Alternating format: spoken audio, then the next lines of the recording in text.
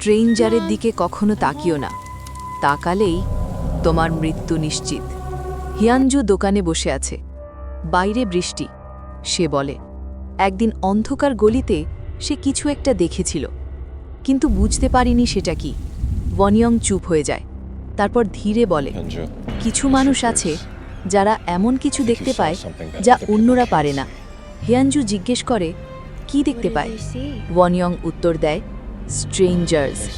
সে বলে, এই মানুষগুলো সাধারণ মানুষের মাঝেই মিশে থাকে, তাদের আলাদা করা যায় না। তারপর সে সতর্ক করে, যদি কখনো এমন কাউকে দেখো তাহলে তার দিকে তাকিয়ে থেকো না, আর তাকিয়েও ফেললে এমন ভাব করবে যেন তুমি কিছুই দেখোনি। দোকানটা চুপ হয়ে যায়, শুধু লাইট জ্বলছে। ঠিক তখনই আমরা রিফ্লেকশনে ওয়ানিয়ংয়ের চেহারাটা দেখতে পাই। এতক্ষণ তাহলে কার সাথে কথা বলল হিয়ানজু? আর যাই হোক, সে তো মানুষ হতে পারে না।